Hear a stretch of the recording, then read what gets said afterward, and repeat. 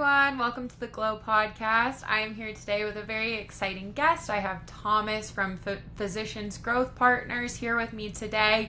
For those of you just joining us for the first time, we are Tailored Marketing, and we help healthcare clinics and companies grow their practices and increase their revenue. So if you're interested, drop a comment below. Thomas, I'm so excited to have you here today. If you would, could you just kind of go ahead and give a little bit of an introduction to who you are and what you do? Yeah, absolutely, Taylor. Thanks for having me. Excited to be here. Spring is on the horizon here in Chicago, so everybody's in a better mood around town. But yeah, Tom Cunningham. I am in Chicago. I lead business development for Physician Growth Partners, as you mentioned. PGP is a healthcare investment banking firm that was really purpose built to help physicians navigate strategic partnerships and kind of help them explore, kind of the next phase of growth. And as what I would call the caddy to the golfer, if you will, right? It's golf season, So PGP really provides a kind of a white glove service to help the golfer, kind of navigate growth strategies and potential exit strategies, succession planning, and that's our role as an advisory firm. Me, as far as myself and my background, it's really all kind of business development, marketing at the intersection of healthcare and finance. Yeah, we'll go into a bit more about that, but yeah, 15, 20 years of educating, engaging, and kind of influencing folks to either use a product or hire us for an advisory service. But, a lot more than that, but that's at a high level. So nice to be here. Yeah, no, that's super, super awesome. And I feel like that's really important. Kind of like you said, you guys are like the caddy and the physicians are the golfer. And so you're there to kind of help them and guide them, but also they're still doing the golfing. And so still running a practice. Yes, exactly. Yeah, exactly. So how did you kind of get started in healthcare business development, and what kind of led you to the point that you're at with Physicians Growth Partners? Yeah, good question. So I'd say, it's interesting. Business development is it's really sales, right? Like ultimately it came about, a number of years ago where I started these roles calling business development. But ultimately my sales career started in high school. Helping my family run a restaurant and kind of cross-selling and upselling items and all this good stuff, right? So my sales career, if you will, started early, but really it's service-driven, right? And so I think my upbringing was very service-oriented and hospitality and kind of understanding the customer and that, they're always right, even though sometimes they're not. But you can make them think they are. Yeah, but you lead with that approach and have a service mindset with a smile and, hey, what else can I do for you and all that good stuff. So that's kind of the foundation of me in terms of how I was brought up and kind of the service mindset. But when it comes to business development in the modern age here, what led me into it was I was managing health clubs for about 6 years. And along that time frame, this is from 2005 through kind of 2011, and I was seeing a lot of patients through the trainers who were training and kind of post-rehabbing patients who went through hip and knee replacements. And so from there, that was my interest into getting into orthopedics. So from there, I was in sales in the orthopedic space, medical device space, for about 6 years. Was then recruited to go help a startup kind of in the wound closure space. They sold to Stryker about 5 years later, and along the way I worked with a bunch of startups kind of helping them with go-to-market strategy and the sales engine and hiring and all that good stuff. So my career has been kind of sales focused with a lens of marketing and like what's going to get people, kind of cross the chasm, if you will, right? From I'm not really interested to why should I be interested to so maybe I should look at that, et cetera. Yeah. More specifically to PGP, what led me to PGP is after that startup sold to Stryker, I started exploring kind of the M&A ecosystem, which led me to lead business development for Levin Associates, which is a research firm tracking all of M&A transactions in healthcare. And then from there led me to my kind of ultimate stop here at PGP. I met Michael Croyne, one of the co-founders here and the CEO. And really it kind of boomeranged me back into working with physicians, helping them be an advocate for physicians, not just from a product or device perspective, but from a strategic partner perspective and like, what is the future of medicine going to look like, and how can we help you get there and explore that? To me, that was really exciting, and so that's what kind of led me to PGP, for unconventional, kind of path, but sales, physicians, finance, and helping them plan for what's next. Yeah, no, that's super, super cool. And it's cool that like you started out in sales. Obviously that evolved into a lot more and stuff, but even like marketing, since I'm sure you started, it has evolved so much with things like social media. Obviously digital marketing is just getting bigger and bigger, so I'm sure it's been kind of cool to see kind of that evolution as well. Yeah, I mean gosh, from 20 years ago, right, it was still almost Yellow Pages, right? So some of the listeners or viewers on here would be like, what is Yellow Pages, right? So yeah.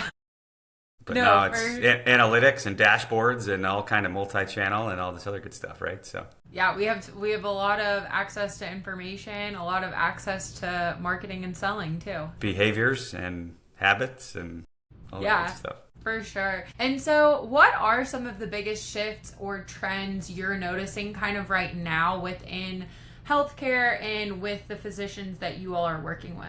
Did you say trends? I think you said, right?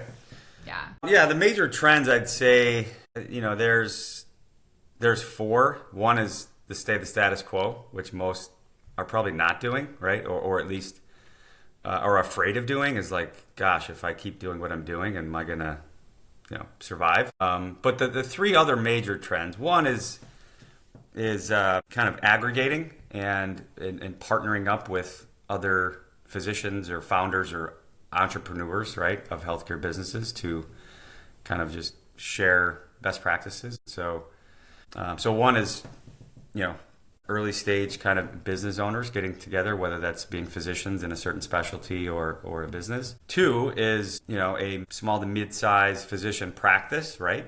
Or medical wellness business, or I know other things we'll get into later in the discussion, but really coming and wanting to explore kind of MSOs, right? Management service organizations and or private equity to help the practice, kind of become more sophisticated, have scale, et cetera. That's kind of the second door, if you will. And then the third door, I'd say, is, strategically looking at health systems, ambulatory surgery centers, other kind of strategic partners who are out there.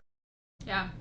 Yeah, that could help provide some kind of back office support and or exit strategy help. Yeah, no, for sure. That makes sense. And so obviously you talked a little bit about your background in marketing and sales as well. So what do you often see physicians struggling with kind of their marketing and really just things that they're struggling with in general to grow their practices? Well, I'd say, that's a big one, I think, because when you think about... It's a loaded question. It is. Well, you mentioned digital marketing, right? Like, so there's this new thing in kind of, LinkedIn and sort of different communities where you have the KOL, right? Which has been a thing forever, key opinion leader. If you're a physician or pharmacist or a medical science liaison of a multinational global company. Now you have this sort of DOL, digital opinion leader. That's still not mainstream, but some communities are talking about it. And so that's where, and I think bridging that gap, where I'm going with this is, the challenge that we see, and this is both from a kind of medical practice, like group perspective, and then also at the individual physician, from a group perspective and physician perspective, years ago, they only had to worry about medicine, right? Yeah. Like they didn't really have to market, right? It was referrals, reimbursements were there. It wasn't gravy, right? It's hard work. You went to 15 years of school, undergrad, grad school, medical school, fellowship. It's all... And so now, right, it's becoming that much more competitive to be a doctor and or nurse practitioner, PA, whatever, right? And so that's where I think, to your question of what are the challenges around marketing, it's probably the reason why there's more MD, MBAs coming out of graduate school and or doctors who are interested in business, venture capital, entrepreneurship, and other things, because they are seeing and feeling, right, the pain of just being a doctor. Like it's extremely hard, and we see it all the time. And our clients, one of the reasons they come to us is, hey, look, we just want to be doctors again, not run all the HR, administrative, payroll, revenue cycle, all this other stuff. So from a marketing perspective, with that, this topic we're on right now, I think it's the reason why there's companies out there that are helping them kind of like, hey, here's how many hip and knee patients need a replacement here. So they are kind of partnering with consultants, I think, to help in that. But I think that's more practice driven individually, right? These entrepreneurial kind of independent physicians who we deal with primarily, getting better, I'd say, at marketing themselves, right? And ultimately creating that funnel in marketing terms, driving more top of funnel, not just by old school referrals, but wow, this patient Googled something or ChatGPT'd it or whatever. And it's like, oh my gosh, I was top 5 on there, right? And I think physicians are, whether they're doing that themselves or they hire consultants to like say, hey, what do I need to do to get better? Yeah. I think those are the gaps. And I think that's where medicine is headed ultimately, because it's becoming more consumer driven. For sure. No, and I think it's so interesting too what you just brought up with like ChatGPT. Now it's bringing up, like, if you say you Google like 5 best like dermatologists near me or whatever you're Googling or putting into ChatGPT, then it's gonna bring up their name and like their website and everything. So it's almost like that's even another layer of marketing that is really untouched right now. People don't really know how the ChatGPT algorithms like bringing that stuff up. Obviously, it's from stuff that's already on the web, but it is just bringing in another layer of something that people are going to be using a lot in the coming years. And so can you kind of walk us through a little bit of PGP's process when you all are working with a client, and kind of like how you all deal with that, kind of find out like what they're needing and help them to grow their businesses? Yeah, so that process, essentially there's kind of 3 phases. One is education, right? They learn about us as a firm, our experience. We've represented over 70 healthcare businesses, whether it be medical practices or wellness or independent business owners. And so they get to know us, our experience, what a process looks like, market insights. If it's an ENT practice, right? We have insights on ENT, what's kind of the trends out there. We learn about them, obviously, right? In the education process, we learn about them. The practice, the core kind of moat, if you will, what's their competitive advantages in their market, qualitative, quantitative sort of analysis, right? They then consider hiring us, and if they hire us to explore a transaction process, right?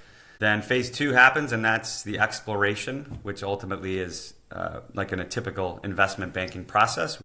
Put together a book, if you will, a marketing book, a deck, and share that with potential investors and partners. Market that to the buyer universe. It could be anywhere from 20, 30 parties up till a couple hundred parties. Both strategic platforms out there in the universe, as well as potential investors who have yet to invest in healthcare, family office investors who continue to come into us and say, hey, we're interested in healthcare. So that's step 2, or phase 2, if you will. And then phase 3 is execution, right? If and when something makes sense, which frankly, there's 4 boxes that need to be checked. One is we make sure that the founders and owners of the medical practice can maintain clinical autonomy, or things that they've been doing clinically. None of that will change, and that's in the written agreements. 2 is that the investor partner has a track record of success in healthcare, and if not, they have a track record of success in other businesses that are kind of similar, right? And they can actually help our client.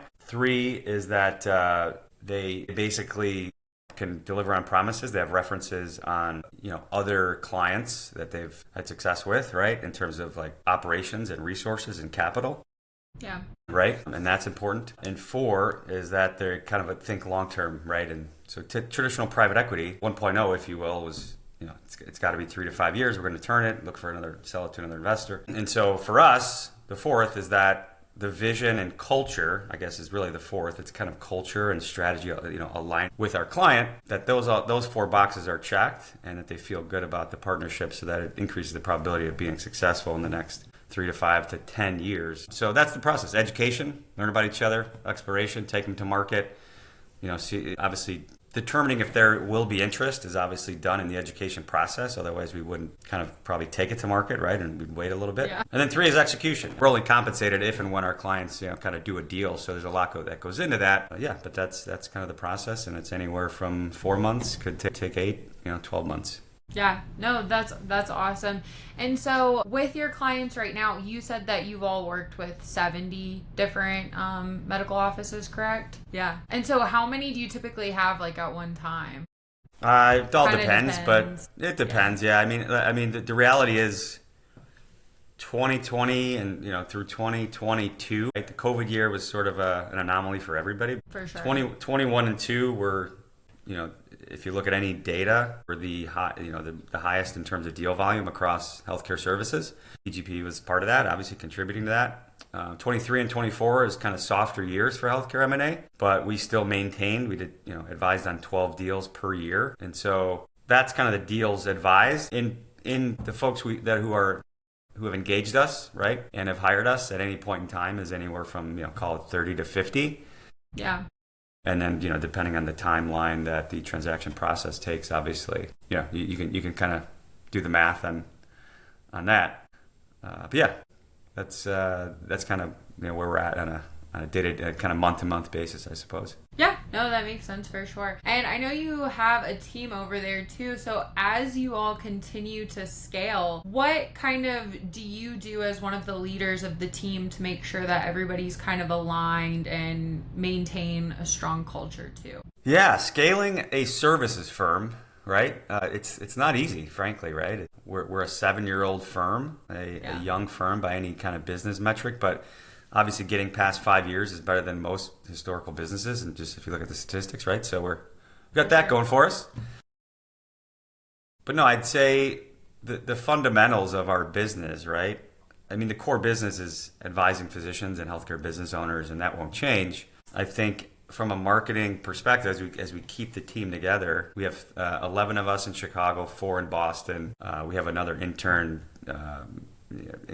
joining in Boston. We have 2 interns joining in Chicago this summer, with hopes of bridging that to potential full-time employment, because that's our model. It's not kind of, hey, we want interns just to have interns. It's, hey, we see a fit and we think it could contribute to the future growth of our company.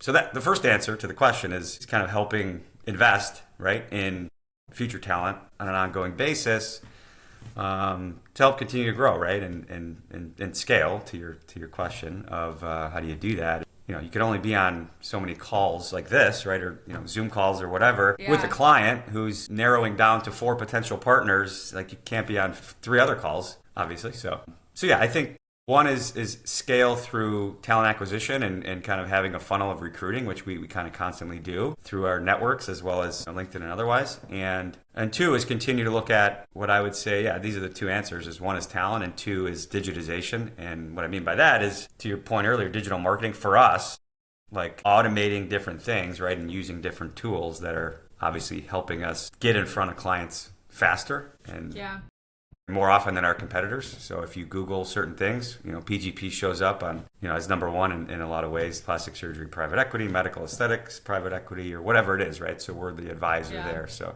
but yeah, those are the 2 answers. 1 is just you have to invest in resources and talent, and 2 is tools and things that'll help us do our jobs more efficiently. Yeah, no, that's awesome. And so right now too, with PGP obviously continuing to grow, what are you all focused on for, say, the next year or so with that growth? Well, the next year, it's always it's primarily, we have more mandates than we ever have, right? It's like our year-over-year growth is there. And so it's obviously executing on behalf of our clients what's in their best interest, and whether they do a deal or not, and if they do, making sure those go well. So that's the 10,000-foot answer.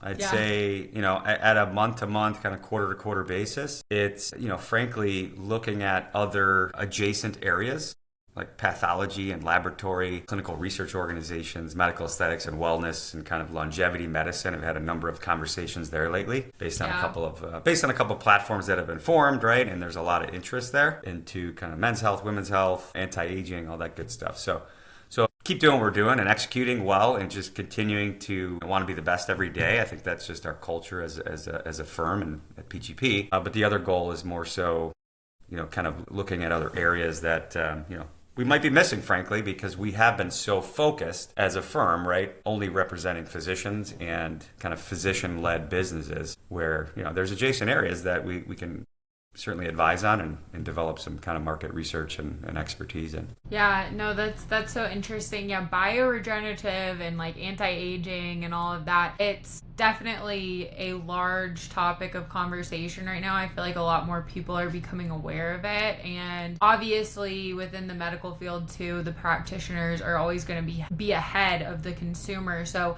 I've been hearing about practices like that a lot more, where that's primarily the focus. And then even industries that we have like dermatology are starting to transition more into that with some of their treatments and things too. Yeah, well, actually, on that point, if you look at if you were to just kind of look at, 5, practices in women's health or dermatology or even some of the like gastroenterology, like a lot of them are now have not only on their website as a service, but are generating revenue and profit from the aesthetics component, right? So yeah. because it's all about, patient capture, and they already have that patient for their women's health visits. So hey, what about Botox, whatever, right? Botox or other things. So yeah, it will be interesting to see, and I think that's what at a more strategic level of this whole kind of medical and wellness and kind of where that goes. But it's definitely blending specialties. Yeah, no, for sure. I definitely agree with you. Reimbursement and payers, and then cash pay, and how do we value that, and let's see how it plays out. Yeah, it's definitely interesting. Well, cool. Well, thank you so much for coming on. Let everybody know where they can find you, where they can find PGP online. I'll also include everything in the show notes too for easy access as well for viewers. Yeah, absolutely. Happy to be a resource. I think for us, just physiciangrowthpartners.com is the website. It's a long one, but 3 words. Myself, either LinkedIn or email, tcunningham@physiciangrowthpartners.com. And I'd say the only thing I'd leave you with in the audience, the listeners, whatever, is if you're a physician, part of a group, or if you're kind of a medical business owner and you're kind of curious what this whole strategic partnership, universe is like. Yeah. Right? Feel free to reach out, right? So it's an educational process, and you can confirm or deny if it's something worth exploring, right? And that's really the first steps. But other than that, Taylor, appreciate you having me, and look forward to continuing the conversation and see where things head. Yeah, awesome. Well, thank you so much. I really, really appreciate your time. Likewise.